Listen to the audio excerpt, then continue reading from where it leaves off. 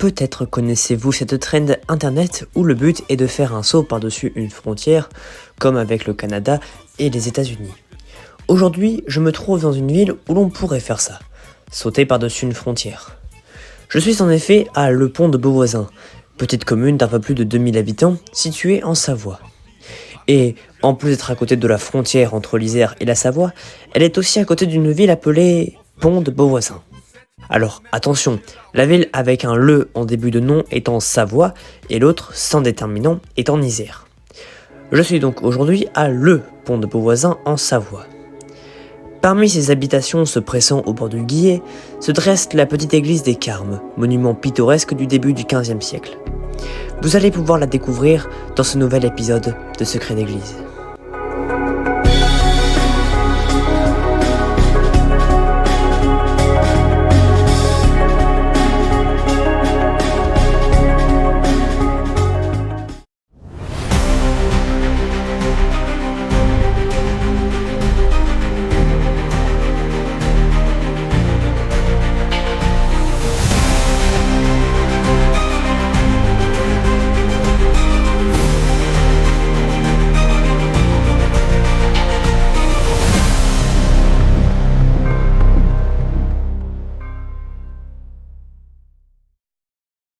Les premiers travaux commencèrent en 1419. Il devait s'agir d'un couvent accueillant une communauté religieuse de Carmes, qui est un ordre religieux, et voilà d'où vient le nom actuel de l'église, venant d'Aix-en-Provence.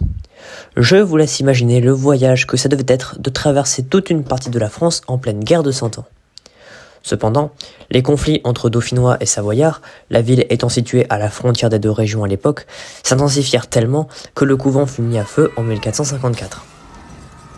Jacques de Clermont, alors seigneur du lieu, avec l'aide de son épouse Anne de Varat, reconstruisit un couvent.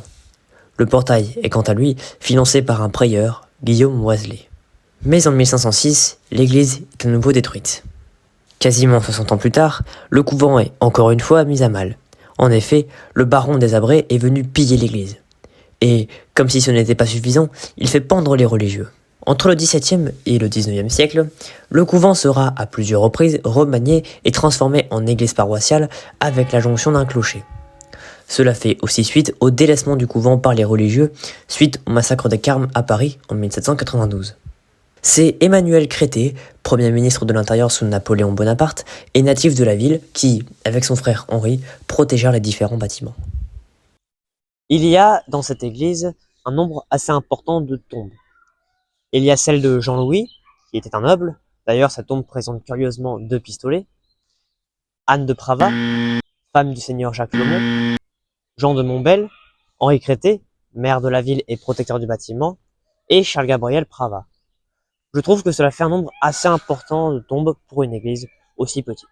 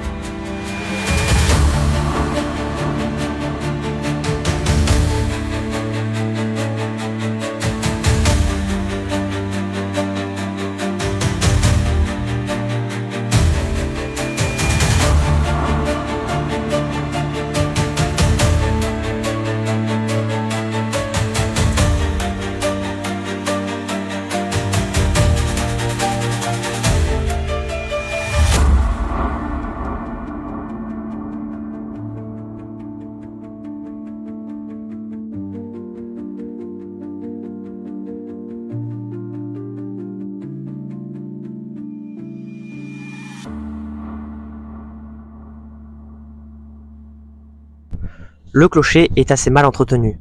En effet, l'escalier pour accéder aux cloches est périlleux, les planchers eux aussi, et pour couronner le tout, une tonne de fientes de pigeons recouvre le plancher des cloches et le fragilise. Mais bon, quand faut y aller, et une fois les escaliers gravés, nous nous retrouvons devant 3 cloches. Elles furent fondues en 1819 par le fondeur Chevalier, dont je n'ai pas grand chose à dire, mis à part le fait qu'il a fait une des cloches de la cathédrale de Lyon, mais c'est tout. Il n'y a plus que la grande, le 2-3, qui se balance. Et encore, il ne se balance que pour les grandes occasions. Les deux plus petites ne sont plus motorisées, et les systèmes de tintement sont HS. Vous allez donc pouvoir voir et entendre une reconstitution de ce à quoi ressemblait la sonnerie avant que les deux petites ne se taisent.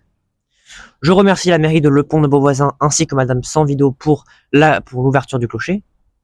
Je remercie aussi mon papa qui m'a accompagné dans le clocher. Et bien sûr, je vous remercie d'avoir regardé cet épisode jusqu'au bout. Et je vous dis à très bientôt pour un nouveau Secret d'église.